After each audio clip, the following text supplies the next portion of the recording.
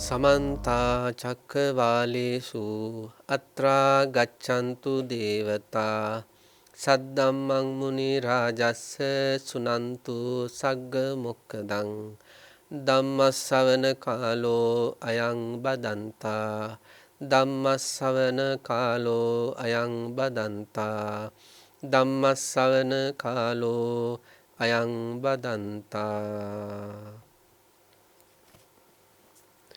නමෝ තස්ස භගවතෝ අරහතෝ සම්මා සම්බුද්දස්ස නමෝ තස්ස භගවතෝ අරහතෝ සම්මා සම්බුද්දස්ස නමෝ තස්ස භගවතෝ අරහතෝ සම්මා සම්බුද්දස්ස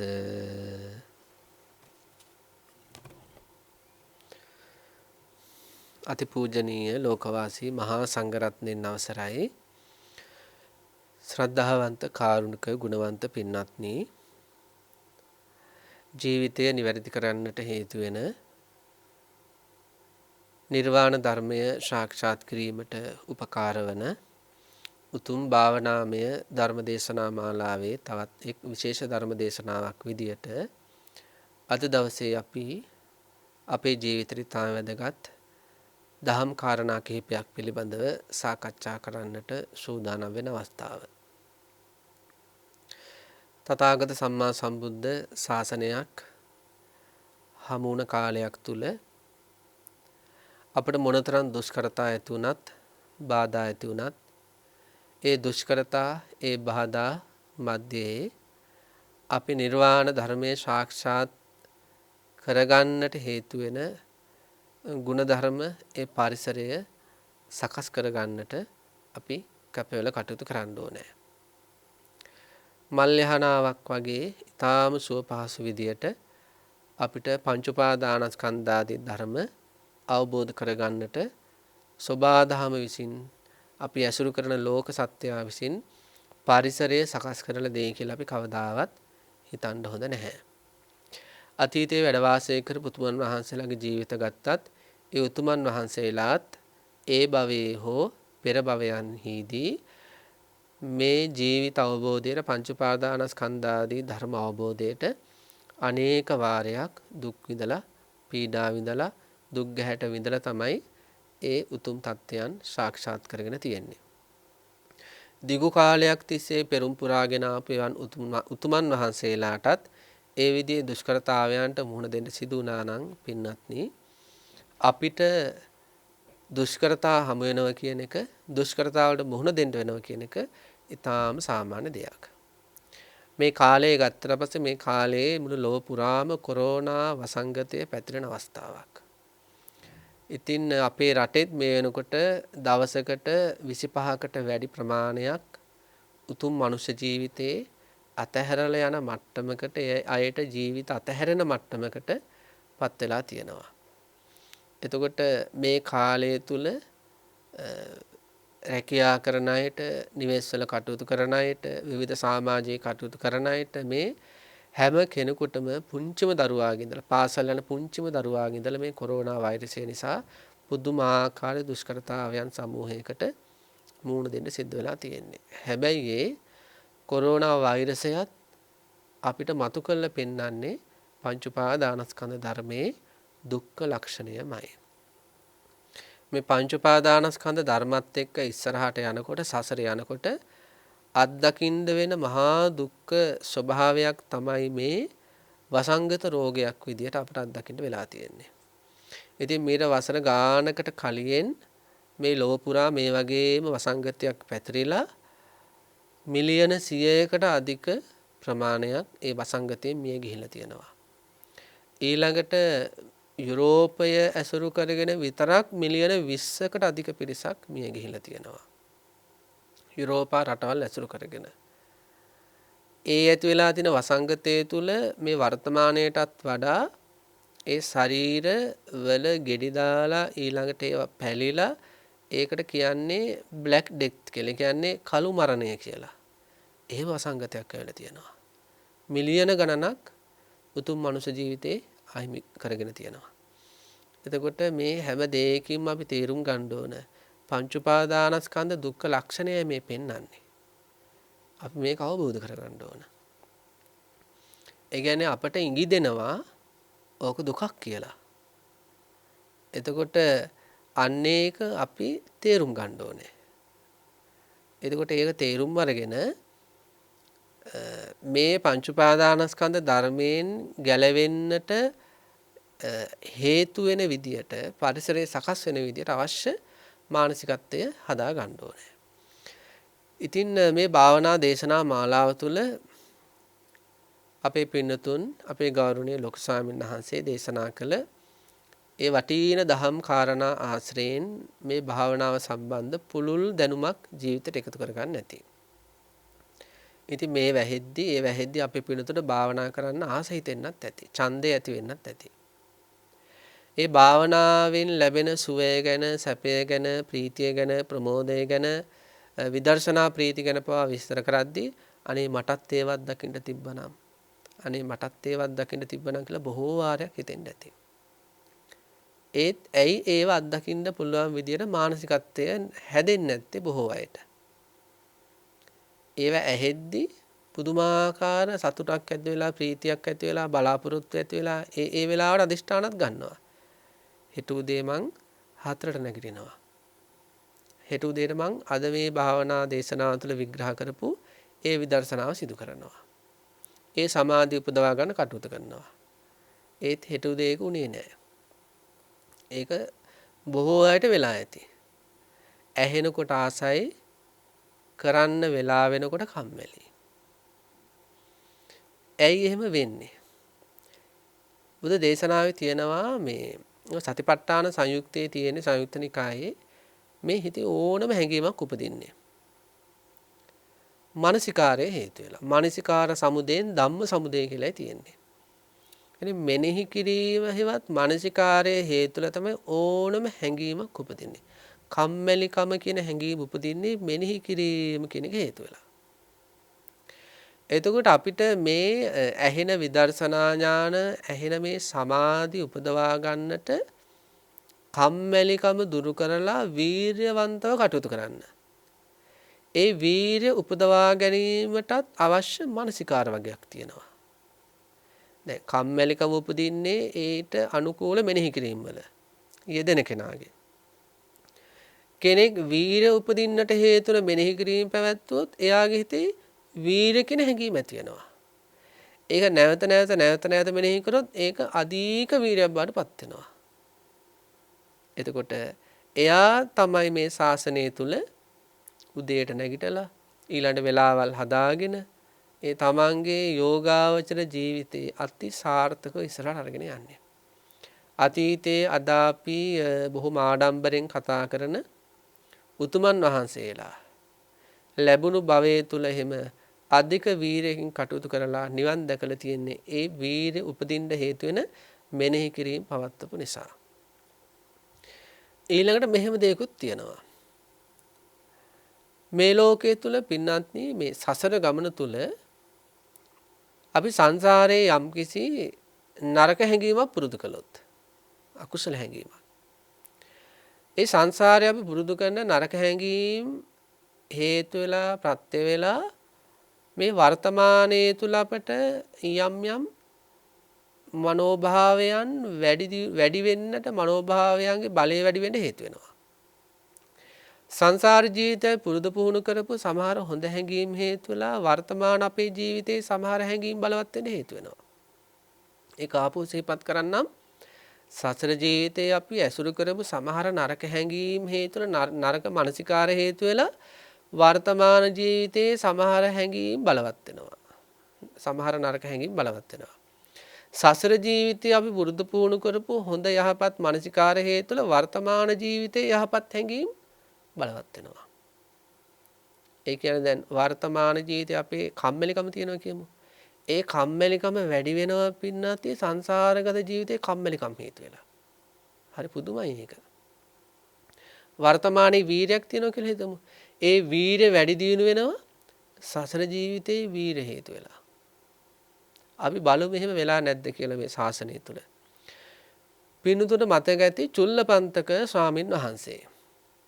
මේ චුල්ලපන්තක ස්වාමීන් වහන්සේ කියන්නේ මහා පන්තක ස්වාමීන් වහන්සේගේ සහෝදරයන් වහන්සේ. ඉතින් මේ චුල්ලපන්තක ස්වාමීන් වහන්සේ කියන්නේ දක්ෂ දරුවෙක්, මේ දක්ෂ සිටු දරුවෙක්. මේ දරුවා පැවිදි වෙනවා. හැබැයි පැවිදි වෙනවත් එක්කම මේ දරුවට මොකද උනේ? පැවිදි වෙනවත් එක්කම මේ දරුවාගේ නුවණ මොට වුණා. ඇයි නුවණ මොට වුනේ?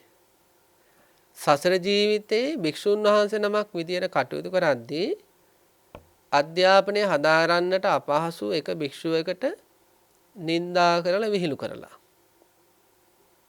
ඒකට බලන්න එදා ඒ කරපු ඒ කාරණාව හේතු වෙලා මේ ජීවිතේ පැවිදි වෙනකොටම නුවණ මොට වුණා. ඊළඟට බලන්න. ඒ නුවණ මොට මානසිකත්වයෙන් ගාථා පාඩම් කරනවා මාස 4ක් ගියා එකම ගාථාවවත් පාඩම් කරගන්න බැරි වුණා. එතකොට මහා පන්තක ස්වාමීන් වහන්සේ මේ පොඩි ස්වාමීන් වහන්සේට සිහිපත් කරන ඔබ වහන්සේට මේ පැවිද්ද හරියන්නේ ඔබ වහන්සේ ගෙදර යන්න. පස්සේ බුදුරජාණන් වහන්සේට චුල්ලපන්තක ස්වාමීන් වහන්සේ හමු වෙනවා.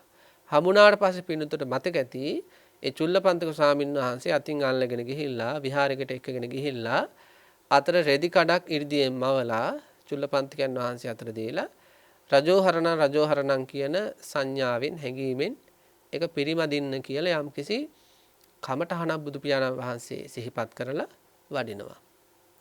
අපි දන්නවා ඒ කමඨහන මුල් වෙලා චුල්ලපන්තක ස්වාමීන් වහන්සේ රහත් වුණා කියලා. පින්නතුන් සමහර පින්නතුන් දන්නවා ඇති සමහර පින්නතුන් දන්නේ නැතුව ඇති. ඒ වෙලාවේ ඒ රහත්භාවය ලැබෙන්නට භව ගානකට ඉස්සෙල්ලා විදර්ශනාවක් හේතුණා. බලන්න දැන් එතනදී විදර්ශනාවක් වැඩ කරානේ. ඒ විදර්ශනාව බලවත් වෙලා මාර්ග හිත් උපදින්න සංයෝජන ධර්ම ප්‍රහාණය කරමින් ඒ මානසිකත්වයේ ඇති වෙන්නට භව ගානකට ඉහළින් විදර්ශනා මානසිකාරයක් බලපාලා. මොන වගේ මානසිකාරයක්ද? මේ චුල්ලපන්තක ස්වාමීන් වහන්සේ භව ගානකට එහා රජ කෙනෙක් වෙලා ඉපදලා තියෙනවා. මේ රජතුමා දවසක් සුවඳ පැනින් නාලා ඒ මල්ගඳ සුවඳ විලුම් සහිතව ඇතාගේ පිටේ නැගලා යම්කිසි ගමනක් යනවා. ඉතින් 10 තියෙන කාලෙක මේ රජතුමා ගමන යන්නේ. ඉතින් ටික දුරක් ගියාට පස්සේ මේ රජතුමාට හරිම අමාරුයි රස්නේ. ඉනේ තියෙනවා පිරිසිදු රෙදි කඩක්. ඒ රෙදි කඩ අරගෙන මේ රජතුමා මොකද කරන්නේ? නළල පිහිනවා. නළල පිහිලා මොකද කරන්නේ? රෙදි කඩ දිහා බලනවා. එතකොට පිරිසිදු වස්ත්‍රය අර නළලේ තිබ්බ කුණු දූවිලි දාඩියත් එක්ක මොකද වෙන්නේ? අපවිත්‍ර වෙලා. මේ රජතුමා කල්පනා කරනවා මොකද්ද මේ ශරීරය? අන්න එතන ඉඳලා කල්පනා කර කර තමයි එතා අපිට ගිහිල්ලා තියෙන්නේ. මොකද්ද මේ ශරීරය? මම ඉස්සෙල්ලා හොඳට නාලා සුවඳ විලවුන් ආදිය භාවිතා කළා සුවඳ පැනින් ස්නානය කළා මොනතරම් පිරිසිදුවට අරගෙන ආවද මේ ශරීරය?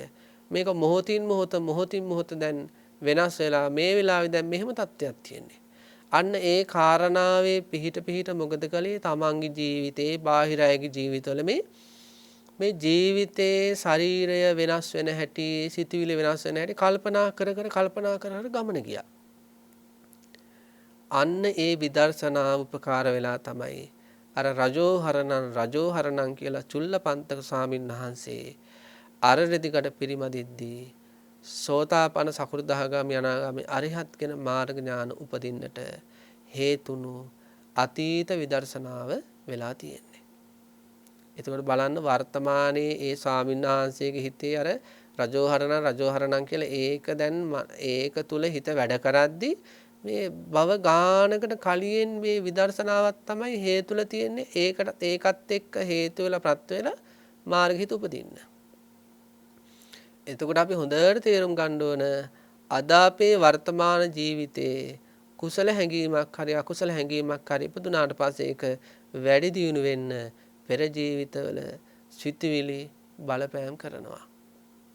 ඊළඟ මේ පින්නතන මතක ඇති පුක්කුසාද රජතුමා. පුක්කුසාද රජතුමා එක දවසක් බුදුරජාණන් වහන්සේ මේ ලෝකේ පහළ වෙලා කියලා දැනගෙන මොකද කරන්නේ? රජකම අතහැරලා එදාම බුදු පියාණන් වහන්සේ හමු වෙන්නට සවැත් නුවර බලා පිටත් වෙනවා. එදා පිටත් වෙනකොට රෑ බෝ වෙනවා. රෑ බෝ වුණාට පස්සේ කුඹකාරයෙක්ගේ එහෙම නැත්නම් කුඹල් කරුවෙක්ගේ කුඹල් හලක තමයි රෑ ගත කරන්න නතර වෙන්නේ. ඒ වෙලාවෙ එතන බුදුරජාණන් වහන්සේත් වඩිනවා. ඉතින් බුදුරජාණන් වහන්සේ වැඩලා අන්තිමට ධර්මයේ දේශනා කරනවා. ධර්මයේ දේශනා කරද්දී මොකද වෙන්නේ? ඒ පුක්කුසාද රජතුමා ධර්මය අවබෝධ කරගන්නවා. ධාතු සම්බන්ධ ගැඹුරු විග්‍රහයක් කරන්නේ.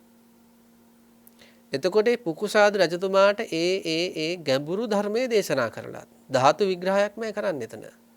ධාතු විග්‍රහයක් මෙතන ස්පර්ශ ආයතන ටිකක් ඒ විදියට ඒ විග්‍රහයක් සිදු කරද්දී ඒ ගැඹුරු ධර්ම ශ්‍රවණයේදී පුකුසාද රජතුමා ධර්ම අවබෝධය කරනවා. මොකද්ද හේතුව උනේ? කාශ්‍යප බුද්ධ ශාසනය අර බාහ්‍ය දාරුචේ ස්වාමීන් වහන්සේලාත් එක්ක එකට එකතු වෙලා අර ගලක් උඩ නැගලා කරපු විදර්ශනා. ඒ සංසාරයේ පුරුදු පුහුණු කරපු විදර්ශනා මානසිකාරයන් තමයි හේතු වෙලා අර අච්චර ගැඹුරු ධර්මයක් වැටහුනේ. තව තියෙනවා පින්නත් අපි තේරුම් ගන්න ඕන මේවා. බුදුරජාණන් වහන්සේ කාලේ අසුභ භාවනා වඩපු ස්වාමීන් වහන්සේ නමක් හිටියා. අසුභෙමයි ජීවිතේ. සක්මනේදිත් අසුභේ පරයන්කෙදිත් අසුභේ. ඉතින් මේ ස්වාමීන් වහන්සේ දවසක් ටිකක් ඒ දිනවල ඒ ස්වාමීන් වහන්සේ ටිකක් වෙහෙසටපත් වෙලා හිටපු කාලයක්. නමුත් ඉතින් භාවනාව අතහරින්නේ නැහැ. යෝගාවචරයන් වහන්සේ නමක් විදියට පරයන්කයේ දෙමින් සක්මනේදීම භාවනා කළා. මේ ස්වාමීන් වහන්සේ සඳහන් වෙන්නේ ඒ පරයන්කයේදීම අපවත් වෙනවා. ඒ වෙහෙසට ඇති වෙච්ච. පරයන්කයේදීම අපවත් වෙලා මොකද වෙන්නේ? දිව්‍ය ලෝකයක මහේසාක්‍ය දෙවි කෙනෙක් කියලා උප්පත්ති ලැබනවා. දිව්‍ය ලෝකයක මහේසාක්‍ය දෙවි කෙනෙක් කියලා උප්පත්ති ලැබලා සාමාන්‍ය කෙනෙකුට නම් දිව්‍ය ලෝකේ ඉපදුනාට පස්සේ දිශාව අමතක වෙනවා වගේ තමයි වැඩේ වෙන්නේ. ඇයි ඒ? දිව්‍ය කාම හමුවේ. මනුෂ්‍ය කාම වගේ නෙවෙයි දිව්‍ය කාම. දැන් මනුෂ්‍ය කාම ගත්තම දැන් මනුෂ්‍ය ශරීරයේ කිව්වට පස්සේ දැන් ඒක අපි දන්නවනේ හම්මාස් කටු නහරාදිය එකතු වෙලා හැදිච්ච එකක් කියලා. දැන් ඒක හමුවෙත් මේ මනුෂ්‍ය සත්වයාට මොකද වෙන්නේ? දිශාව අමතක වෙනවානේ. ස්ත්‍රී ශරීර පුරුෂ ශරීර හමුවේ මේ මස් ගොඩවල් ලේ ගොඩවල් හමුවෙත් සිහිය නුවණ නැති වෙනවනේ ලෝක සත්වයාට මත් වෙනවනේ. එතකොට දැන් මේ වැනි මස් වලින් ලේ වලින් සකස් නොවුණු දිව්‍ය ශරීරයක් දැක්කොත් දිව්‍යාංගනාවක් දැක්කොත් එහෙම මොකද වෙන්නේ? මනුස්ස ලෝකෙ පින්කම් කරලා දිව්‍ය ලෝකයකට ගිය කෙනෙකුට මීට එහා ගිය තත්යකටපත් වෙනවා. නමුත් මේ ස්වාමීන් වහන්සේට මොකද වෙන්නේ? ස්වාමීන් වහන්සේ ඒ දිව්‍ය තලයේ පහළ වෙනවත් එක්ක මහේසාක්‍ය දෙවි කෙනෙකුට දිව්‍යාංගනාව රාශියක් වට කරගන්නවා. මොකද හොඳට පින් පුරල කුසල් පුරල ගියපු දෙවි කෙනෙක්නේ. ස්වාමීන් වහන්සේ නමක්නේ. හරීම සෝභමාන මහේසාක්‍ය දෙවි කෙනෙක් කියලා ඉපදුනේ. පහළ වුණේ. දිව්‍යාංගනාව රාශියක් පහළ කර මේ වටේ මේ එකතු වුණා. නමුත් මේ දිව්‍ය පුත්‍රයාට මොකද වෙන්නේ? ඒ දිව්‍යාංගනාව ගැන කිසිම රාගයක් උපදින්නේ නැහැ. ඇයි? පෙර ජීවිතයේ අසුභ සංඥා භාවිතා කිරීම. ඒ විදර්ශනා මානසිකාර. ඊට පස්සේ දිව්‍යාංගනාව කැඩපතක් පෙන්නනවා. ඔබ දැන් දෙවි කෙනෙක්, ඔබ දැන් හාමුදුරුවෝ වහන්සේ නමක් නෙමෙයි. මොකද දිව්‍යාංගනාවන්ට ඒ බලන්න පුළුවන් මේ දිව්‍යාංගනාව සිහිපත් කරනවා. ඔබතුමා දැන් මේ හාමුදුරන් වහන්සේ නමන්නේ ඔබතුමා දැන් ඔබ වහන්සේ දැන් දෙවි කෙනෙක්. ඔබ මේ දිව්‍ය කාම භෝජනය කරන්න අනුභව කරන්න. එන නටන්න ගයන්න වයන්න. කැඩපතකින් පෙන්වනවා ශරීරය. ඒ ශරීරය දැක්කමම ලොකු සංවේගයක් උපදිනවා. බලනවා මේක කාටද මං කියන්නේ? බුදුරජාණන් වහන්සේ ජේතවනාරාම වැඩ වාසය කරන බුදුරජාණන් වහන්සේ ළඟට යනවා. බුදුරජාණන් වහන්සේ ළඟට ගියාට පස්සේ බුදු පියාණන් වහන්සේ දහම් දේශනා කරද්දී සෝතාපන්න වෙනවා. ඒ සෝතාපන්න වෙන්න මොකද්ද බලපාපු ආසන්නම හේතුව? පෙර ජීවිතේ විදර්ශනා මානසිකාර. එතකොට අපි තේරුම් ගන්න ඕන පින්නත්නි අපේ ජීවිතවල අපට ඇති වෙන කුසල හැඟීම් වලට අපිට ඇති වෙන කුසල හැඟීම් බලවත් වෙන්නට පෙර ජීවිතවල කුසල් හේතු වෙනවා. අපේ හිතවල උපදින කුසල හැඟීම් උපදින්නට සහ ඒ ඇති වෙච්ච හැඟීම් බලවත් වෙන්නට පෙර ජීවිතවල අයහපත් ඒ කියන්නේ මේ ජීවිතයේ ඇති වෙන අකුසල හැඟීම් සහ ඒ අකුසල හැඟීම් බලවත් වෙන්නට පෙර ජීවිතවල අකුසල මනසිකාර හේතු වෙනවා. එහෙනම් අපි තේරුම් ගන්න ඕන කෙනෙකුට මේ භාවනාවන් තුළ යෝගාචරයක් විදියට සමත විපස්සනා වර්ධනය කරගෙන යන්න වීරිය තියෙන්න ඕනනේ. එතකොට යම් කිසි කෙනෙකුට මේ සමත විපස්සනා පවත්වාගෙන යෑමට අවශ්‍ය වීරිය උපදිනකොට සංසාරේ හොඳට වීරිය ආසන්න භවවල එහෙම පුරුදු පුහුණු කරගෙන ආවනම් මොකද වෙන්නේ? මෙයා කඩිය වගේ වැඩ කරන්නේ. එහෙම චරිත අපට හම් වෙලා තියෙන ශාසනය තුල. ඒ කියන්නේ කඩි වගේ කඩිය කියන්නේ අපි සාමාන්‍යයෙන් හරිම ක්‍රියාශීලී කියන එකනේ. මොකටද ක්‍රියාශීලී? සමතය ඇති කරගන්න. විදර්ශනා ඇති කරගන්න. පැය 4 5 6 7 8 9 10 දවසට භාවනා කරනවා. අපිට එහෙම යෝගාවචරක මේ ලෝකේ හම් වෙලා තියෙනවා. යෝගාවචරයන් වහන්සේලා හම් වෙලා තියෙනවා. ඇයි සංසාරගත වීර්යාධික මනෝභාවයන් මේ ජීවිතේ වීර්ය වඩද්දී හේතු වෙවි ප්‍රත්‍ය වෙවි ලොකු තල්ලුවක් දෙනවා. එතකොට පින්නත් අපි මේ ජීවිතේ යම් කිසි විදියකින් මේ පංච උපාදානස්කන්ධ ආදී ධර්ම අවබෝධ කරගන්න. ඒක අනාගතයට අනාගත භවයකට අනිවාර්යයෙන්ම හේතු වෙනවා. ඒ සිතුවිලි වල තියෙන හොඳ හෝ වේවා නරක වේවා හේතු වෙන ස්වභාවය, ප්‍රත්‍ය වෙන ස්වභාවය.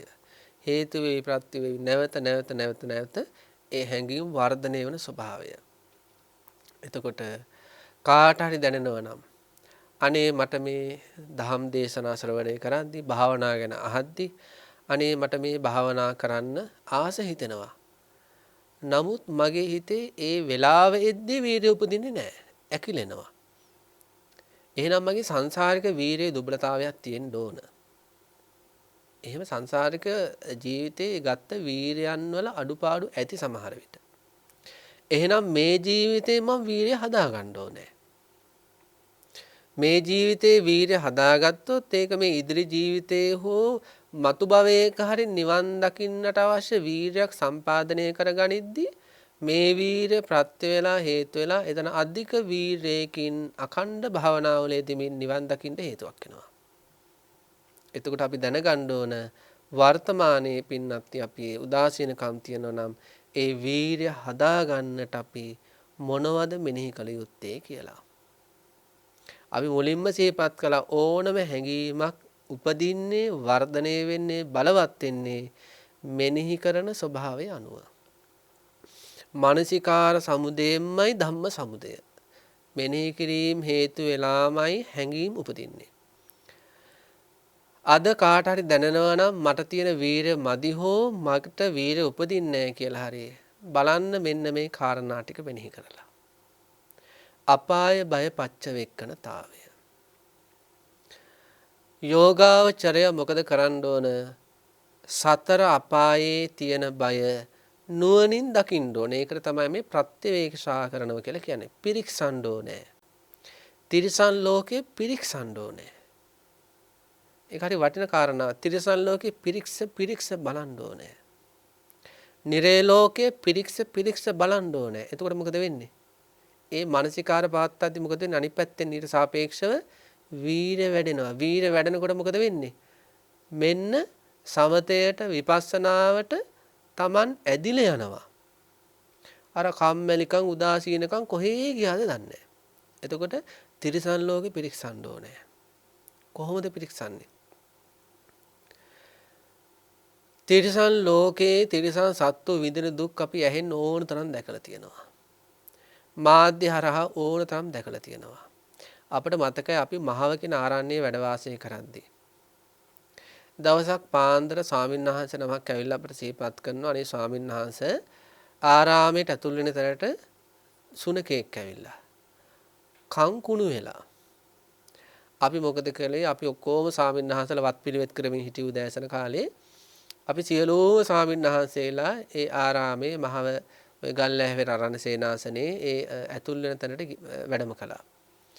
එතකොට ඉන්නවා හොඳට උසමහත සුනකෙක්. හැබැයි මේ සතාගේ කන් දෙකෙන් එක පැත්තක් විශේෂයෙන්ම දෝනාවක් වගේ. ඒක ඇතුලේ තියෙන ඔක්කොම මස් ටික පේනවා. කෝඳුරෝයි මැස්සොයි වහන එකේ සීමාවක් නැහැ. පුදුමේ කියන්නේ ඒක නෙමෙයි. දැන් අර අපි දන්තාලේප පාවිච්චි කරන්න පින්නති දත් මදින්න. ඒක අපි දත් මදින්න කලින් අර මිරිකනවනේ කොණෙන්. එතකොට එළියට එනවනේ. අන්න ඒ තරම් පණුවෝ. සුදු කිරි පාට. සුදු පාටක් නෙවෙයි ඒක නිකන් මඩ පාට වගේ. නිකන් කහ පාටට හුරු ගතියක්. අන්නේ කහ පාටට හුරු පණුව මොකද වෙන්නේ? චිරි චිරි ගාලා අර කනාසෙන් එළියට එනවා. ඒ සතාට කොහොම දුකක් දැනෙනව ඇද්ද? ඒක අපේ පැත්තට දාලා බැලුවොත් එහෙම අපේ එහෙම කනක් කුණු වෙලා කණෙන් පණුව වෙන තත්ත්වයකටපත් වුණොත් සාමාන්‍යයෙන් අපේ ඔය කුරුලෑවක් දැම්මත් රිදෙන ගතියක් තියෙනවා. විසප්පුවක් දැම්මත් රිදෙන ගතියක් තියෙනවා. තුවාලයක් ඇවිල්ලා ඒ තුවාලේ ඔය සැර වෙන මට්ටමකට આવුත් එහෙම පුදුමාකාර දැවීමක් ඇති වෙනවා. දැවිල්ලක් ඇති වෙනවා. යම් කිසි තුවාලයක් කුණු වෙලා පණු වෙන මට්ටමකට ආව කියන්නේ පින්නත් නේ. දැන් අර සතාට වගේ තමන්ගේ ඒ කන හරි කකුල හරි එහෙම කුණු වෙන මට්ටමකට ඇවිල්ලා ඒ සතාට වගේ කිසියම්ම කෙනෙක්ගේවත් පිහිට නැතුව දවස ගානේ මේක වැඩි වෙනවා. දවස ගානේ ඇදුම් කනවා. දැන් අපිට ඒ සුනකයා දකිද්දිනේ ඒ සතාගේ වේදනාව ගැන දැනීමක් ඇති උනේ. නමුත් ඒ සතා ඒ ගෙවුණු පැය 24ෙම 24 වැඩි වාර ගානක් ඊට කලින් දවස් මෙහෙම දවස් ගානක් තිස්සේ එක දිගට ওই තුවාලේ හටගත්ත දවසේ ඉඳලාම වේදනාව අත්දැකලා තියෙනවා. එතකොට අන්නේ වගේ වේදනාවක් අත්දැක දැක අපිට දවස් ගානක් පණුවොත් ගහනකම් ඉන්න වුණොත් කාගේවත් පිහිටක් සරණක් රැකවරණයක් උදව්වක් උපකාරයක් බේතක් හේතක් නැත්තම් හදවතින් මහලා බලන්න පින්නත් එතන තියෙන අසරණකම. එතකොට බුදුරජාණන් වහන්සේ දේශනා කරලා තියෙන්නේ මේ යම්කිසි සත්වයක උතුම් මනුෂ්‍ය ජීවිතයක් තුළ අර්ථවත්ව කටයුතු කරන්නේ නැතුව දුගතියට ගියාට පස්සේ විශේෂයෙන් තිරිසන් ලෝකවලට එහෙම ගියාට පස්සේ ඒ තිරිසන් ලෝක කියන්නේ දුක් විපාක ඵල දෙන්නට තෝතැන්න. දැන් මනුෂ්‍ය ජීවිතවල තියනවා පින්නත් මේ දැන් මේක මෙහෙම තේරුම් ගමු. දැන් අපි හිතමු අපේ ගෙවල් වල ඉන්නවා මේ අපි ගමුකෝ ඔය සුනකයෝම ගමුකෝ. දැන් අපේ ගෙවල් වල ඉන්න ඔය දඩෝරියෙක් එහෙම නැත්නම් සුනකයෙක් එහෙම ඔන්න මේ අපි හිතමු ගේට්ටුවක් තියෙන නිවසක් කියලා අපේ නිවස. ඔන්න ගේට්ටුව අරපු වෙලාවක මෙයා පොඩ්ඩක් ගමේ ඇවිදින්න යනවා. මේ ගමේ ඇවිදින්න යනකොට ගමේ අය මේ සුනකයා දැකලා එලවන්න පටන් ගන්නවා. එලවනකොට මොකද කරන්නේ මේ සතා දුවගෙන ඇවිල්ලා ගේට්ටුව ඇතුළට රිංගනවා. එතකොට මොකද වෙන්නේ ඒ සතාට එතන රැකවරණයක් තියෙනවා. ඒ ගේට්ටුව ඒ තාප්පේ ඇතුළේ කොටසේ මෙයාට රැකවරණයක් තියෙනවා. හැබැයි මෙයා ආපහු එළියට ගියොත් මොකද වෙන්නේ? අර බල්ලන්ට අහු වෙනවා. අන්න ඒ වගේ මනුෂ්‍ය ජීවිතයේ තියෙනවා පින්නද ස්වභාවයක් මේ මනුෂ්‍ය ජීවිතයකට ආවට පස්සේ සමහර අකුසල කර්ම විපාක දෙන්නේ නැහැ. ඒ මනුෂ්‍ය ජීවිතය තුළ අපි ලබන ලොකු ප්‍රතිලාභයක්. හැබැයි යම් කිසි විදිහකින් තිරිසන් ලෝකයකට ගියොත් අන්න ඒකෙදී එකක් පිටිපස්සේ වැල නොකැඩී වුණත් අර විපාක දෙන්න බැරුව තිබ්බ අකුසල කර්ම විපාක දෙන්න පටන් ගන්නවා. ඒකයි බොහෝ තිරිසන් සත්තුන්ට දුක්වල කෙලවරක් නැත්තේ. හරියට දුක් කරදර තියෙනවා. ওই සමහර පාරවල් ලයිනේ පින්නද පොඩ්ඩක් බලන්න ওই පුංචි බලු පැටවෝ ඉන්නවා. ඒ මූණු පොඩ්ඩක් මතක් කරගන්න මූණු වල රෝම කූප ගැලවිලා. ඊළඟට අර අලු පාටට කළු පාටට හුරු ඒ හැම මතු වෙලා. ඊළඟට ඒ මූණු හරීම සෝබරයි. ඒ කියන්නේ හරීම දුක්බරයි. ඊළඟට හොරි දාලා. ඊළඟට අර මේ පපු කුහර මතු වෙලා. ඊළඟට වලිගේ ඉරට්ටක් වගේ. ඊළඟට තැන වැටි ඉන්නවා.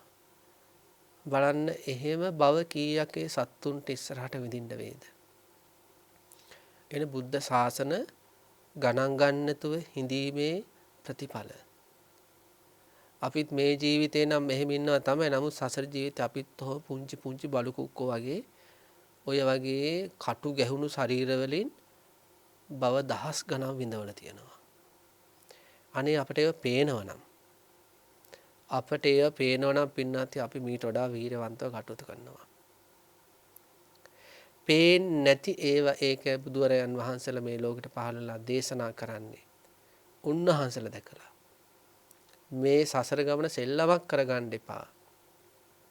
ඔය ලැබුණු ජීවිතෙන් මේ සසරෙන් පැනගත්තේ නැත්නම් මෙන්න මේ වගේ සතරපාදී දුක්ඛිත තැන් වලට වැටිලා ඒ මහගෙදර කියන සතර පාය තුල නැවත ඉපදෙමින් සංසාරේ කරපු අකුසල කර්ම වැල නොකැඩී අත්දකිමින් විවිධ දුක් විඳින්න වෙනවා. ඔය සමහර අපි සුනකයන්ම ගමු සමහර සුනකයන් ඉන්නවා පාරවල් අයිනේ. ඔන්න ඒ සත්තුන්ට මේ ඔය තාර පාරේ තියෙන උණුසුම ලොකු සැපයක්. ඒ සතාට ඒක ලොකු සැපයක්. සාමාන්‍යයෙන් මිනිස්සුන්ට හොඳ මෙට් එක හාන්සුනා වගේ තමයි සතුන්ට තාර පාරේ මේ නිදා ගන්නවා කියන එක. එතකොට මොකද වෙන්නේ? හිටපු ගම වාහන වලට අහු වෙනවා. සමහර සුනකයන්ගේ පිටිපස්ස සම්පූර්ණයෙන් පන්න නැති වෙනවා. දැන් එදා ඉඳලා කන්නේ බොන්නේ කොහොමද? පිටිපස්ස ඇද ගිහිල්ලා. බලන්න එහෙම දෙයක් අපිට මොකක් වෙයිද? අපට කන්න දෙන්න කෙනෙක් නැහැ, බොන්න දෙන්න කෙනෙක් නැහැ, නාවන්න කෙනෙක් නැහැ, බේතේ දෙන්න කෙනෙක් නැහැ. අපිට එහෙම ඉනෙන් පහළ පණ නැතුව ජීවිතේ ගෙවන්නොත් අවුරුදු 4-5ක් කොහොම දුකක් තියෙවිද?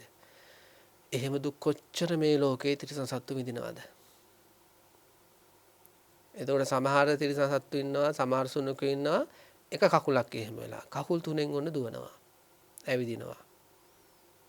සමහර තිරිසන් සත්තු ඉන්නවා අපේ ওই පින්නතුන්ට විශේෂයෙන්ම බලා ගන්න පුළුවන් දැන් ඔය දැන් මේ තාක්ෂණය තුලින් ඔය සමාජ ජාලා සහ විවිධ මාධ්‍ය ඔස්සේ සමහර තිරිසන් සතුන් ඉන්නවා, සමහර සුනකයන් ඉන්නවා ඉස්සරහා කකුල් දෙකම නැතුව ඉපදලා තියෙන්නේ.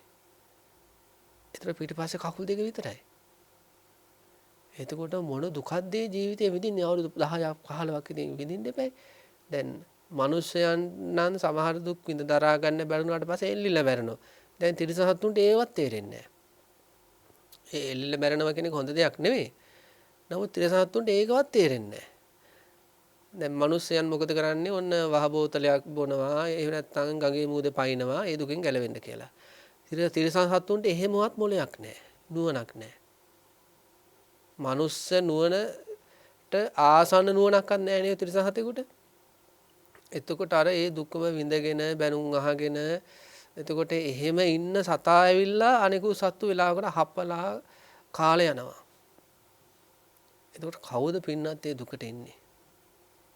සංසාර ජීවිතේ ළඟින් හිටපු අම්මලා එතනට එනවද? සංසාර ජීවිතේ එකට හේතු තාත්තලා එතනට එනවද? සංසාර ජීවිතේ තමයි හදා වඩාගත්ත ළමයි එනවද පිටට? සමහරට ඒ ළමයි දිව්‍ය ලෝකවල සැප විඳිනවා ඇති. බුද්ධ ශාසනවල කුසල් කරලා. ඒ දෙමව්පියෝ හොඳ තැන්වල උප්පත්ති ලැබලා ඇති. සමහරට දෙමව්පියොත් ඒ වගේම දුක්ඛද ජීවිත ලැබලා ඇති. ඔය තියෙනවනේ ඔය එක പ്രേතවත්ව කතාවක් තියෙනවා. එක පවුලක් මේ වැරදි කරලා එහෙමත් වෙනවා. ඒ පවුලම පෙරේත පවුලක් කියලා උප්පත්ති ලැබනවා. ඒ කියන්නේ ස්වාමියයි භාර්යාවයි පුතයි ලේලි නංගි. ඒ කියන්නේ පවුලේ 5 දෙනාම පෙරේතාත්ම ලබනවා. ඒ මෙහෙදි කරපු 5 ආකාර පාපයන් භුක්ති විඳින්න. එතකොට ඒවයි ආයුෂ දවසක්ද දෙකක්ද සතියක්ද මාසයක්ද අවුරුද්දක්ද අපි අන්නේ එකයි කල්පනා කරන්න ඕන. අපි අපේ මනුෂ්‍ය ජීවිත තුළ අත්දකින ගොඩාක් දුක් පින්නත් නේ එක්ක දැන් ලෙඩ දුක් ඇදුනත් ගොඩාක් අය මොකද කරන්නේ? ඉක්මනින් හොද කරගන්නවනේ. ණය වෙලා හරි, ගෙවල් ගානේ ගිහිල්ලා හරි, එහෙම නැත්නම් ප්‍රචාරයක් කරලා හරි අවශ්‍ය මිලමුදල් ටික එකතු කරගෙන මේ ලෙඩ දුක් වලින් ගැලවෙනවනේ. ඒ ජීවිතේන දුක් දුම්නස් වලින් කොහොම හරි ගැලවෙනවනේ යම් මට්ටමකට හරි යම් කාලයකදී. නමුත් මේ තිරිසන් ලෝකවලට, പ്രേත ලෝකවලට වැටුණාට පස්සේ ඒ ආත්මයන්ම නැවත නැවත බහුතරයක් අය විඳ අර දුක් එක දිගට අත්දැක යනවා. කිසියම් විසඳුමක් නැහැ. දැන් പ്രേතාත්ම අප්‍රමාණ තිබ්බත්, പ്രേත ලෝක බොහොමයක් තිබ්බත් ඔය පරදත්ත තූප ජීවි එහෙම ඒ പ്രേතාත්මයට විතරයි පිනක් හරි අරමෝදම් කරගෙන සැපවත් ජීවිතයකට යන්න පුළුවන්. අනිකුත් සියල්ලම 99% විතර අනිකුත් ඔක්කොම ටිකට එහෙම කරගන්න අවස්ථාවක් නැහැ. එතකොට අන්නේව කල්පනා කරන්න. මම මේ එහෙම තත්යකට යන්නද මේ ඉන්නේ මෙහෙම. භාවනාවක් කරන්න නැතුව, විදර්ශනාවක් කරන්න නැතුව, මේ බණක් අහලා මේ ඒකට කියන්නේ පින්වත්නි මේ ඒ වචනේ හොඳට දන්නේ නිකන් ෂේප් වෙන්න වගේ. මේ ශාසනය තුල මම කටයුතු කරනවා කියලා නිකන් ෂේප් වෙන්න වගේ බණක් අහනවා. ඊළඟට ඔය දහම් පුස්තකයක් කියවනවා. භාවනා කරන්නේ එහෙම හරියන්නේ නැහැ. එහෙම උඩින් මේ ශාසනය ස්පර්ශ කරලා සුගතියකට යන්න නම් පින්නත් හිතන්න එපා. මොකද අකුසල් බලවත්නේ. දහම් බණක් අහලා අපි දහම් දැනුමක් ඇති කරගත්ත කියමු. රාගය හට ගන්න වෙලාවට ඒ දැනුම අතුරු දහම් වෙනවා. අපි දහම් පුස්තක කියවල දැනුමක් ඇති කරගත්ත කියමු. කේන්ති යන ලාට මොකද වෙන්නේ? අර දැනුම ආගියතක් නැහැ. ඒ ඇත්තට මේ අපේ බොහෝ පිනතු අත්දකලා ඇතිනේ. දැනුමට සමහර බලවත් අකුසල් දුරු කරනවා තියා හිතන්නවත් බෑ. ඒකයි බුදුන් වහන්සේ සබ්බාසව සූත්‍ර දේශනා කළේ භාවනාවෙන්ම ප්‍රහාණය කළ යුතු කෙලෙස් තියෙනවා. ඒකට භාවනාවෙම වැඩේ දෙන්න ඕන. ඒ වැඩේ දුන්නේ නැත්නම් මොකද වෙන්නේ? ආන්න තිරසහත්තු වෙනවා. මේ සුනකේක ඒ වගේ ඔය විවිධ ජීවිත අරගෙන බලන අසුචි ගොඩක හැසිරෙන කැරපොත්තේගේ ජීවිතය ගත්තොත් එහෙම. ඒ කැරපොත්තේගෙන සතා දිහා පොඩ්ඩක් බලන්න පින්නත් ඒ අඬු ටික එහෙම. ඒ ඔළුව, ඒ පිට, ඒ පිහාටු බලන්න කැරපොත්තේ පියාඹනකොට කාමරේ දුවනවද නැද්ද පින්නත් ගොඩක් අය. එන අප්‍රසන්නයි. අප්පිරියයි. ඉතින් බලන්න එහෙම පිළිකුල් ජීවිත අසුචි තවරගෙන ඒ කැරපොත්තේ අසුචි ශරීරයේ ගෑවෙනකොට ඉවත් කර ගන්නවා. නමුත් ඒ අසුචි කනවා යාලා. එතකොට එහෙම ජීවිතයක් ලැබුණොත් Tamanට කාට කියන්නද? ඒක කල්පනා කරන්න ඕන.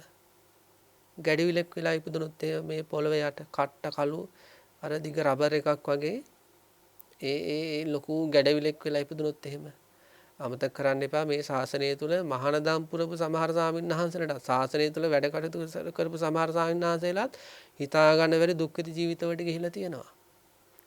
අර පන්සලක් උපාදානය කරගෙන උපාසකයෙක් එක්ක පන්සල අල්ල ගන්න කටයුතු කරපු එක භික්ෂුන් වහන්සේ නමක් ඒ උපාසකයාත් එක්කම ඒ පන්සලේම අසුචි වලේ උප්පත්තිය ලබනවා. එතකොට ඒ භික්ෂුන් වහන්සේ ප්‍රේතාත්මයක් විදියට යට ඉන්නවා ඊට උඩින් ඉන්නවා අර උපාසකයා ප්‍රේතාත්මයක් විදියට ඊට උඩින් මොකද තියෙන්නේ වැසිකිලි වල. එතකොට වැසිකිලි කරන ඒවා ඉස්සෙල්ලම උපාසකයා තමයි ප්‍රේතාත්මය ඒව භුක්ති විඳින්නේ. ඊට පස්සේ උපාසකයාගේ ශරීරයෙන් බැහැරෙන අසුචි අර යට ඉන්න ස්වාමීන් වහන්සේගේ ප්‍රේතාත්මය අත්දකිනවා. එතකොට බලන්න ඇයි මේ භාවනාවෙන් හිත පිරිසුදු කරගත්තේ නැහැ. ලෝභ දේශ මොහ ආදී කෙලෙස් ධර්ම එක්ක ජීවිතේ අරගෙන ගිය නිසා. ඒ නිසා අපි ගන්න ඕන පින්නදී ලොකු උත්සාහයක් දරන්න ඕනේ. ඒ ලොකු උත්සාහය ඇති වෙන්නයි මේව කල්පනා කරන්නේ. දැන් මේ වැහෙනකොටත් පින්නදුර දැනෙනවා ඇති. ඔව් මෙහෙම ඉඳලා හරියන්නේ නැහැ. මම මේ උත්සාහ කරන්න. ඒ කියන්නේ මේව ඇහෙද්දිත් අපේ වීරය මොකද වෙන්නේ? සකස් වෙනවා. මේව ඇහෙනකොට ඊට අදාළ මෙනෙහි වීම සිදු වෙනකොට වීර කියන හැඟීම් වර්ධනය වෙනවා. දැන් සංසාරෙත් හොඳට වීර වර්ධනය කරපු කෙනෙක් නම් මොකද වෙන්නේ? ওই වීරය තව බලවත් වෙනවා. සංසාරෙත් වීරය පුරුදු කරපු කෙනෙක් නම්. ඉතින් ඒ විදිහට මොකද කරන්න ඕනේ පිනා? තිරිසන් ලෝකවල තියෙන දුක්ඛිත පැතිකඩ කල්පනා කරන්න ඕනේ. හරකෙක් වෙලා හැම ඉපදුනොත් එහෙම මේ ඒ ජීවිතවල අත්දකින්න වෙන දුක්ඛ දෝමනස්ය යන්නේ හරකෙක් මරනකොට එහෙම මේ ලෝකේ හරක් දහස් ගණන් මරනවානේ. ඔය නේපාලේ හරි ඔය ඉන්දියාවට ආසන්න එක රටක යාගයක් වෙනුවෙන් මේ ආසන්න අවුරුදු කාලේ ලේ විලක් කළා ඒ නගරේ. හරක් මරලා. එතකොට ඒ දැන් බලන්න කවුරු හරි අපිව ඔය තියෙන පුංචි බ්ලේඩ් අපි සාමාන්‍යයෙන් කියන්නේ බ්ලේඩ් තලය කියලා කියන්නේ. ඔය වගේ බ්ලේඩ් එකකින් අපිව නිකන් කපන්නවත් අපි මොකද කරන්නේ?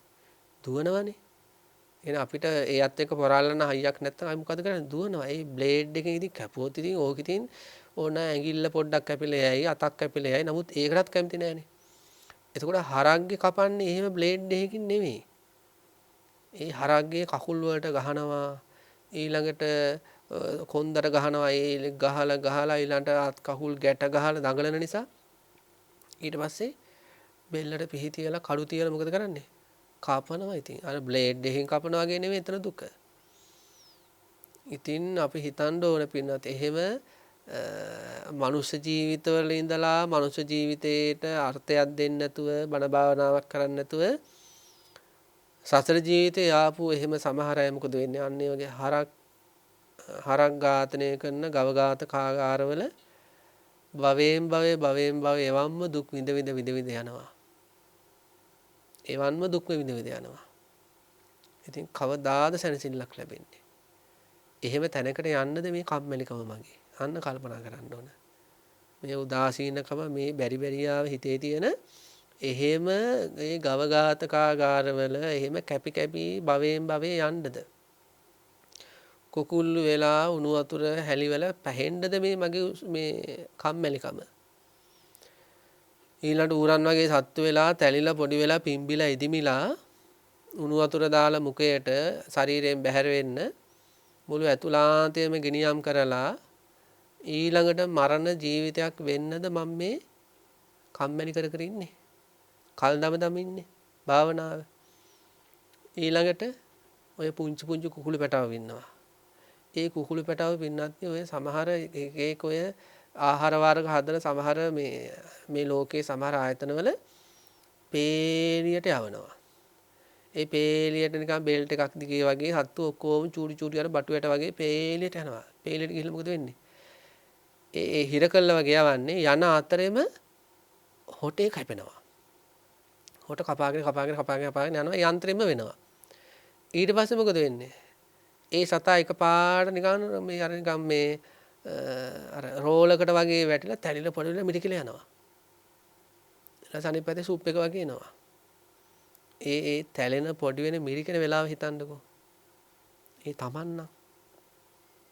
තමන්නම් ඒක අත්දැකීම ලබන්නේ මොනවා නම් ඔය දේ වෙලාවට තැලිලා පොඩි වෙලා හිර වෙලා මැරිලා යද්දි. එතකොට එහෙම වෙන්නද මේ කම්මැලි කර කර ඉන්නේ. අපි දන්නවා අපේ බෞද්ධ සමාජය තුළ ඉන්න බහුතරයක් ඔක්කොම මේ බහුතරයක් අලෝ යන්නේ. බහින්නේ වැඩේට. බහැල වැඩ කරන්නේ හෙට කරන්නම් අනිද්ද කරන්නම් ලබන සති කරන්නම් ලබන අවුරුද්ද කරන්නම් කියලා කල් දම ඉන්නවා. මොකද කරන්නේ මේ කොරෝනා වසංගතයට රවල මැරුණොත් ඒ මොහොම ඉන්න වෙලාවක කම්මැලිකම ඉද්දි යමක් කමක් කරගන්න කලින් අඩි 6ක් පොළව ඇතුලට යන්න උනොත් නැත්තම් මේ ආදාහනය වෙලා හරි යන්න උනොත් එහෙනම් මොකද වෙන්නේ? එදාට මේ කිසිම සුරංගනා කතාවක් කියන්න හම්බ වෙන්නේ නැහැ. දරුවෝ නිසාය, අරය නිසාය, මෙයා නිසාය ඒව නැහැ එදාට.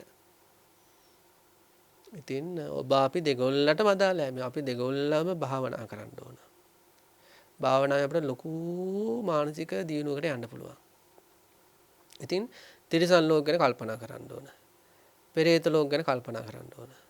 ඔය പ്രേතවත්ව එහෙම අරගෙන හදාරන්න ඕන. දැන් අපේ පින්නතුන්ගේ එහෙම ඔය සමාජ මොකද්ද ඔය තාක්ෂණ ඉදිරි නිසා ජංගම දුරකථනයෙන්ම ඔය ධාතු විවන්නක പ്രേතවත්ව කියලා ගහුවොත් ඒ പ്രേතවත්ව වෙනවා. ඉතින් ඒක හොඳට බලලා ඒ പ്രേත ලෝකවල ඉඳලා දුක කල්පනා කරන්න ඕන. අන්න ඒක තමයි වැදගත්. කල්පනා කරන්න මේක මට වුණොත් එහෙම මේ වගේ අත්දැකීමකට මටපත් වෙන සිද්ධ වුණොත් අන්න එහෙම ඒව ජීවිතේට දාලා බලන්න ඕනේ. ඒකට දැනෙන්නේ ඒක. දැනෙන්න ඕන අපිට මේවා. ඊළඟ නිරය ගැන ඉතින් ආයෙ කතා කරන්න දෙයක් නැහැ නේ පින්නත්නේ. නිරය කියන එක ඉතින් සමහර අයට මේ ඒක නිකන් හිතලුවක් සමහර අයට. නමුත් මේ ලෝකේ සියල්ල දන්නා සියල්ල දක්නා තථාගතයන් වහන්සේම දේශනා කරලා තියෙන්නේ මේව මම දෙවියෙක්ගෙන් අහලවත් බ්‍රහ්මයෙක්ගෙන් අහලවත් නෙවෙයි පින්වත් මහණෙනි දැකලමයි දැනගෙනමයි ඔබ වහන්සේලාට මේ කාරණා ඉදිරිපත් කරන්නේ. එහෙමයි බුදු පියාණන් වහන්සේ දේශනා කළ තියෙන නිර්යාදී ලෝකයන් ගැන. මේ දෙවි කෙනෙක්ගෙන් අහගෙනවත් අන්න අතර මෙහෙමයි බ්‍රහ්මයෙක්ගෙන් අහගෙනවත් අන්න අතර එහෙම නෙමෙයි. දැනගෙන දැකගෙනයි මේ තථාගතයන් වහන්සේ ඔබ වහන්සේලාට දේශනා කරන්නේ මෙන්න මෙහෙම නිරය ලෝකයක් තියෙනවා කියලා. ඒ අර ශාසන හම්බ වෙලා ಗುಣධර්ම පුරන්න නැතුව දස අකුසල් එහෙම කරලා අම්මා තාත්තට සලකන්නේ නැතුව අම්මලා තාත්තට දුක් දීලා එහෙම මිත්‍යා දෘෂ්ටි සමාදම් වෙලා එහෙම ජීවිත අරගෙන ගියපු අයට දඬුවම් හැදෙන එක තැනක් නිරය. යහපත් ජීවිත ගෙවපු අයට මනුෂ්‍ය ලෝකවල සැප හැදෙනවා වගේ යහපත් ජීවිත ගෙවපු අයට දිව්‍ය ලෝකවල සැප හැදෙනවා වගේ අයහපත් ජීවිත ගෙවපු අයට නිරයේ දුක් හැදෙනවා. දුක් සකස් වෙනවා. ඒවා පෙරහැරවල් වගේ. ඒ පෙරහැරවේ හැබැයි පෙරහැරේ කෙලවර පේන්නේ අපිට. ඒ කියන්නේ මේක ඉස්සරහට තව කොච්චර කාලයක් යනද කියලා එහෙම පේන එකක් පිටපස්සේ දුක්මයි. ඉතින් අන්න ඒව හදාරන්න ඕන. නිමි ජාතකය, දේවදූත සූත්‍රය, ඒ එහෙම බාලපඬිතු සූත්‍ර ආදී එහෙම ඊළඟට ඒවට අදාළ අටුවා එහෙම අරගෙන අපි හැමතිස්සෙම බුද්ධ වචනය පිළිගන්න ඕනේ. මගේ බුදු පියාණන් වහන්සේ බොරු කියන කෙනෙක් නෙවෙයි. මගේ බුදු පියාණන් වහන්සේ කවදාවත් සීනි බෝල කතා කියලා රවට්ටන කෙනෙක් නෙවෙයි. මගේ තථාගතයන් වහන්සේ සත්‍ය කියන එක කල්ප ගණන් පුරුදු පුහුණු කර උත්තමයෙක්. ඒ සත්‍යම පුරුදු පුහුණු කර උතුමන් වහන්සේ යම් නිරයක් ගැන දේශනා කරනවා නම් ඒකත් සත්‍යක්මයි. ඒ වචනය ගැඹුරින්ම විශ්වාස කරන්න ඕන, අදහන්න ඕනේ. නිරය කියලා ලෝකයක් තියෙනවා. එතකොට මං එතෙන්ට යන්නද මේ විදිහට කටයුතු කර කර ඉන්නේ. මම මේ ජීවිතයේ කුසලයක් කරලා සුගතියකට තල්ලු වෙලා ගියත් ඒ සුගතියේදී මම වල්මත් වෙලා කටයුතු කළොත් ඔන්න ඔය නිරයට යන්න පුළුවන්. ඒක කල්පනා කරන්න ඕන. ඔය දැන් ඉසිදාසි කියන තෙරණින් වහන්සේගේ ජීවිත කතාවෙත් තියෙනවානේ. ස්වර්ණාභරණ වෙලෙන්දෙක් වෙලා ඉඳලා කාමයේ වර්ධව හැසිරෙලා ඊට පස්සේ නිරයට යන්නේ. නිරයේ විපාක විඳලා තමයි ඊට පස්සේ ඔය අනිකුත් තිරිසන් ලෝකවල විපාක ටික අත්දකින්නේ. එහෙමනේ තියෙන්නේ. එතකොට ඒ 80 මහා ශ්‍රාවිකාවන් වහන්සේලා අතරත් එහෙම එවැනි يعني එවන් උතුම් අරිහත්ත්වයක් බුදු පියාණන් වහන්සේ ජීවමාන කාලයේම අධ්‍යක පුත්තමාවියන් වහන්සේලාත් ආසන්න භවයක නිරේ ඉඳලා තියෙනවා නම් පින්නත් කොච්චර මේක කොච්චර හිතර ගන්න ඕන කාරණාවක්ද හිතන්න ඕන කාරණාවක්ද. ඉතින් ඔන්න ඔය කාරණා හොඳට මෙනෙහි කරන්න ඕන. ඒක සාමාන්‍ය ජීවිතයේ ඔය තිරසන හතේ දැක්කත් කල්පනා දැන් ඔය කපුටෙක් එහෙම දැක්කත් ඔය වත්තට එන ඔය වත්තේ ඇවිල්ලා වහලේ වහන ඔය කපුටෙක් එහෙම දැක්කම කල්පනා කරන්න. ඒ තිරසන සතාට ආහාර හොයාගෙන ඉීමේ දුක කොච්චර ඇද්ද? ඊළඟ වතුර ටිකක් ඔය පායන කාලේට හොයාගෙන ඉීමේ දුක කොච්චර ඇද්ද? ඊළඟ තිරසන හතුලන් කොච්චර ගඳද? දැන් මිනිස්සයන් ගඳයි නමුත් මිනිස්සුන්ට පිරිසුදු වෙන්න පුළුවන් නේ. ඔය තිරසන සත්වයේ මඩවලක නෑම කියලා ඒ තිරසන සත්තුන්ගේ ගඳ යන්නේ නැහැ. හරි ඊටාම නහයට අමාරු ගන්ධයක් තියෙන්නේ. ඉතින් ඒ රූපේ හැටි ඒ විදියට ඒ ලෝකයේ තුල නිකන් කොන් වෙලා වගේ ඉන්න චරිතනේ ඔය තිරසන සත්තු කියන්නේ.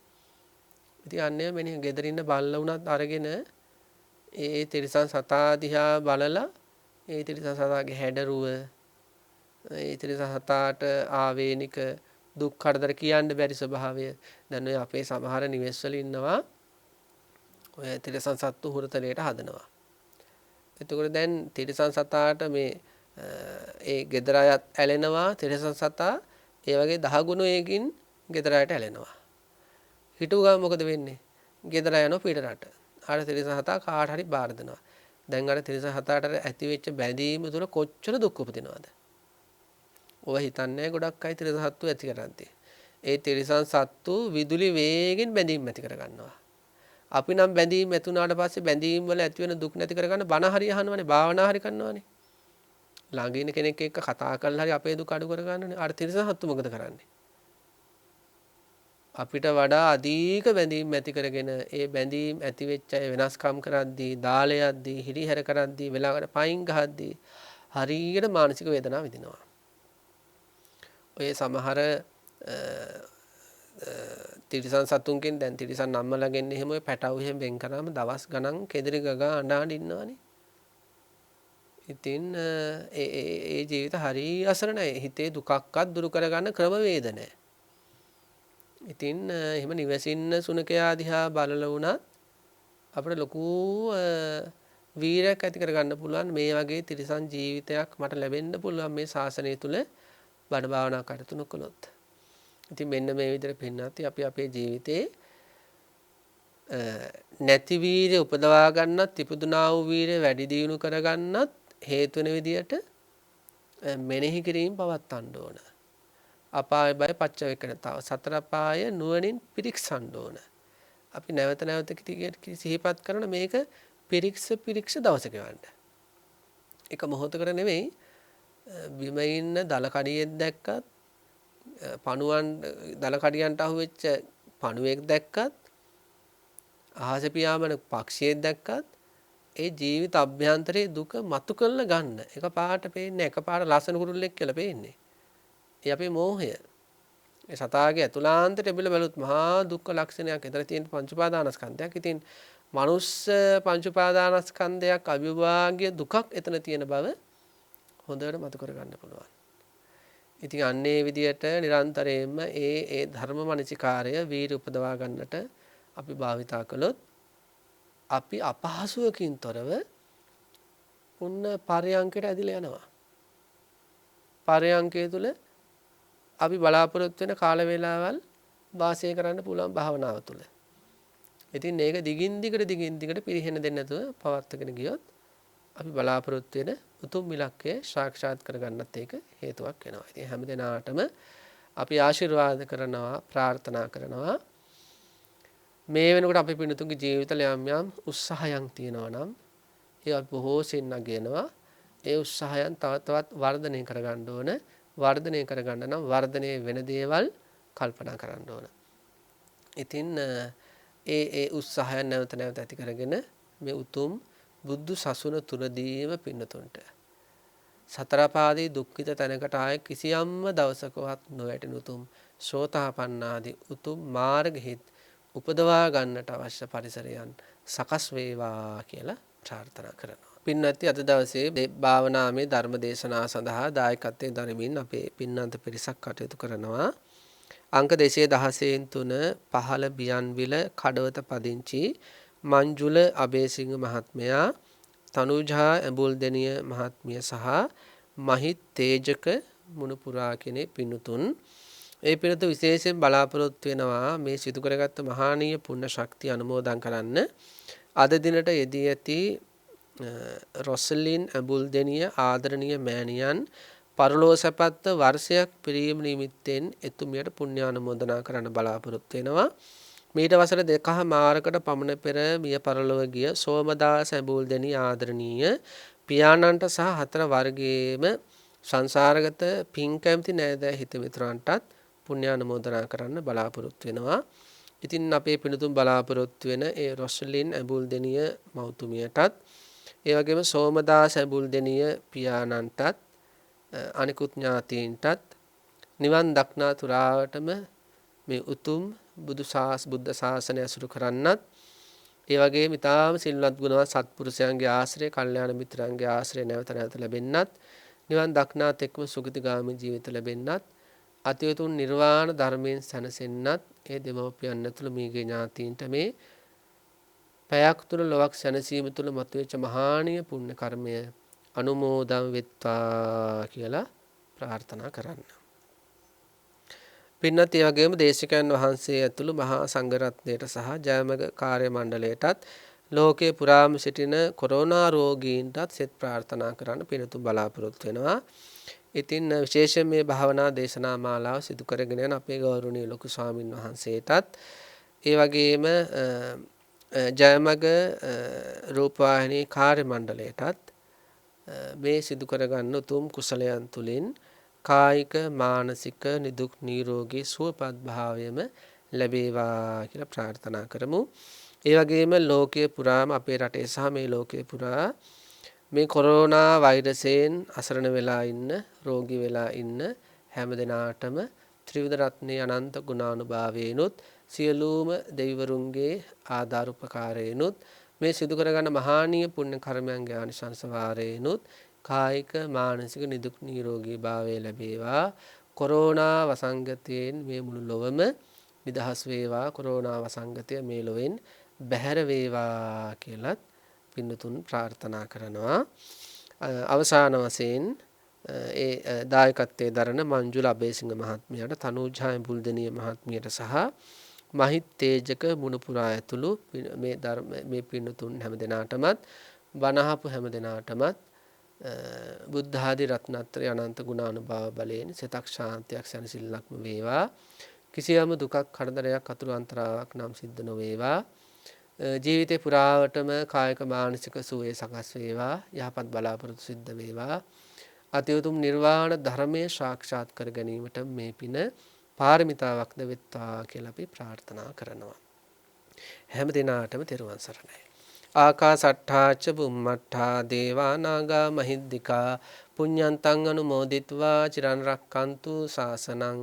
ආකාසට්ඨාච බුම්මට්ඨා දේවා නාග මහිද්దికා පුඤ්ඤන්තං අනුමෝදිත्वा චිරන් රක්칸තු දේශනං. ආකාසට්ඨාච බුම්මට්ඨා දේවා නාග මහිද්దికා පුඤ්ඤන්තං අනුමෝදිත्वा චිරන් රක්칸තු මං පරන්ති.